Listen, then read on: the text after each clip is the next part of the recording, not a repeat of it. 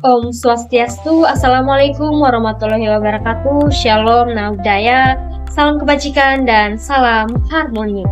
Baik, pada kesempatan kali ini kita akan membahas tentang satu tradisi yang ada di Tanah Karo, yaitu tradisi Erpangir Pulau.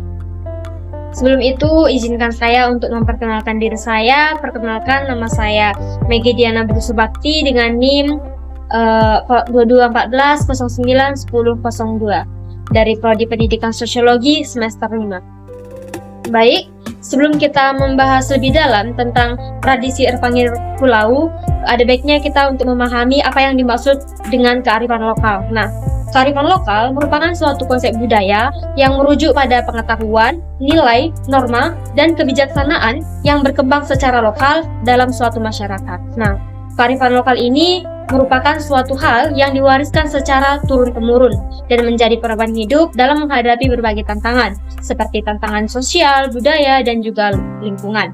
Kearifan lokal menjadi salah satu elemen yang sangat penting dalam melakukan pembangunan berkelanjutan, karena kearifan lokal ini mengedepankan prinsip-prinsip keberlanjutan dan tetap menghormati tradisi dan juga budaya setempat. Selanjutnya kita akan membahas apa yang dimaksud dengan Erpangir Pulau. Nah, Erpangir Pulau ini dapat kita bagi menjadi dua kata, yaitu Erpangir dan juga Pulau. Nah, Erpangir ini memiliki makna yakni mandi dengan menggunakan ramuan tradisional baik dari bunga dan juga tambahan dari jeruk purut. Sedangkan Pulau itu lebih merujuk pada sumber air ataupun sungai. Nah, sehingga dapat kita lihat bahwa Erpangir Pulau ini memang salah satu tradisi yang dianut oleh etnis suku Batak Karo. Erpangir Pulau ini umumnya dilakukan dengan alasan tertentu, misalkan ketika mendapatkan rezeki, diganggu oleh roh-roh yang jahat, dan juga mendapatkan kesialan secara terus-menerus, dan alasan-alasan lainnya. Dalam melakukan tradisi Erpangir Pulau ini, ada beberapa tahap pelaksanaan yang harus kita lakukan. Yang pertama itu penentu tanggal dan juga tempat.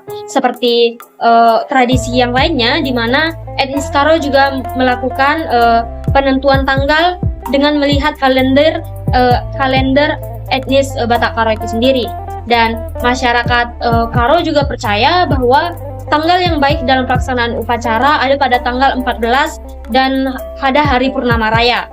Upacara adat juga dilaksanakan di daerah dekat sumber air, di mana tempat ini juga tergantung dengan alasan dilaksanakannya upacara tersebut. Misalkan ketika ingin melakukan upacara dengan alasan membuang kesialan, maka hal tersebut dapat dilakukan di sungai. Sedangkan untuk alasan untuk memang mendapatkan rezeki atau berterima kasih bisa digunakan di sumur ataupun danau.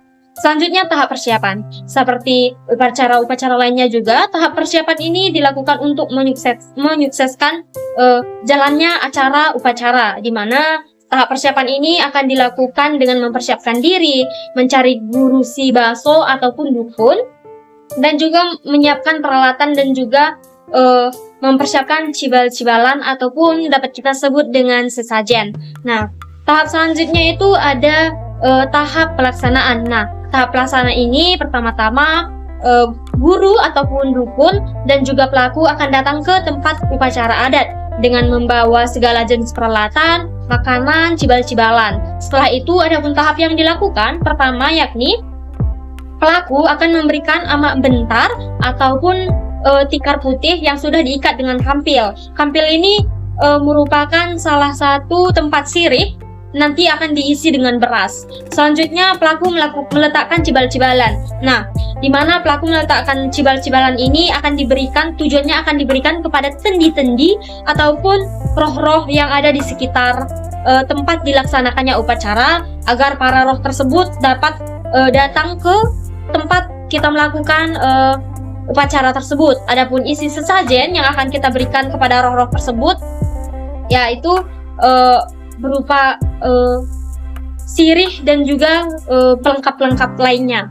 Selanjutnya, pelaku dan keluarga mempersiapkan air yang telah dicampurkan dengan perasan jeruk purut. Setelah itu, pelaku dan keluarga menari dengan mengikuti alunan gendang. Nah, tarian yang dilakukan oleh pelaku dan juga keluarga ini memiliki tujuan agar para roh-rohnya itu tadi bisa menyampaikan apa yang mereka inginkan seperti itu. Selanjutnya, pelaku berkomunikasi dengan roh dengan bantuan tubuh dukun, di mana roh-roh yang datang tadi bisa masuk ke dalam tubuhnya si dukun, dan si dukun akan berbicara dengan si pelaku, dan si pelaku dapat menyampaikan tujuan mereka melakukan upacara tersebut. Misalkan tujuan mereka ingin menghilangkan roh jahat dari diri mereka, sehingga mereka bisa secara langsung berkomunikasi dengan dukun tersebut karena tubuh dukun tersebut sudah di dalamnya sudah masuk roh-roh seperti itu ataupun tendi-tendi. Selanjutnya, setelah pelaku menyampaikan tujuannya pada roh, maka roh akan keluar dari tubuh dukun. Nah, setelah roh itu keluar, maka upacara dapat diakhiri. Nah, pengakhiran upacara ini akan dilakukan dengan makan bersama. Selanjutnya, kita akan melihat beberapa nilai budaya yang terkandung dalam tradisi Erpangir Pulau ini. Yang pertama itu ada nilai kearifan lokal, di mana seperti yang kita ketahui bahwa nilai ini sering dikonsepsikan sebagai kebijakan setempat ataupun local wisdom.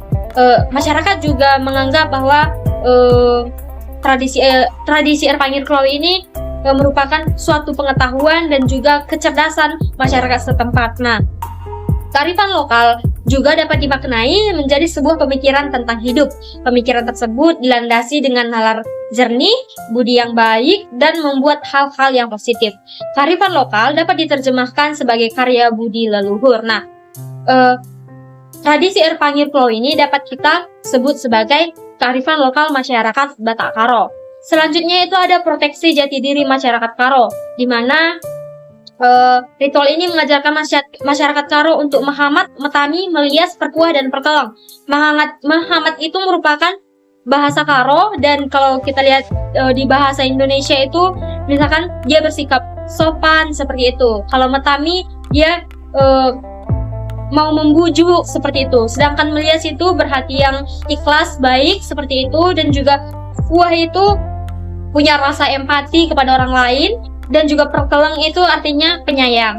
Selanjutnya, dalam tradisi Erpangir Pulau juga memiliki suatu nilai sosial, di mana dari tradisi tersebut nilai sosial dapat dilihat dari kebersamaan dalam mensukseskan acara Erpangir Pulau yang dilaksanakan oleh perangkat Sangkep Geluh tanpa memandang kelas sosial, di mana dalam melaksanakan tradisi Erpangir Pulau ini akan diikuti dengan Sangkep Geluh ataupun persaudaraan seperti itu, di mana ada kalimbubu ataupun rangkap dalam bahasa Karo itu kayak tuturnya gitu, baik tanpa melihat kaya ataupun miskin seseorang itu, mereka akan dipanggil untuk melakukan ritual tersebut karena ritual ini sangat penting dengan kehadiran mereka seperti itu. Baik, sekian dari nilai-nilai budaya yang dapat kita tampilkan. Selanjutnya kita akan menampilkan satu video tentang ritual ataupun tradisi Erpangir Pulau ini.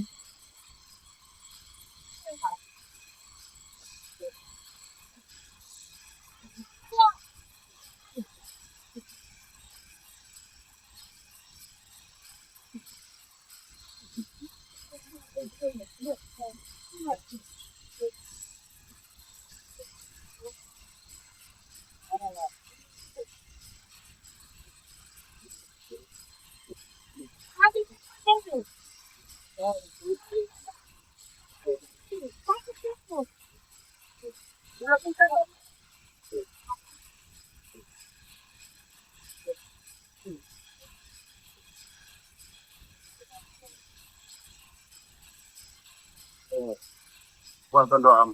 Satu kurang.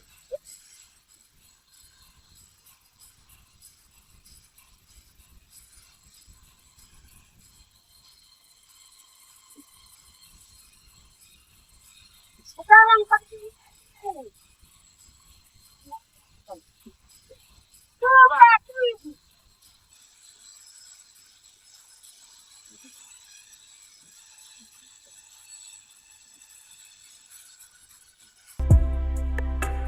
Baik, dari penayangan video yang sudah kita lihat, di sini saya akan menyimpulkan bahwa Arpanyir Kulau itu bukan sekedar ritual pembersihan diri, tetapi juga memiliki nilai-nilai yang filosofis yang mencerminkan hubungan manusia dengan Tuhannya, sesama dan juga alamnya.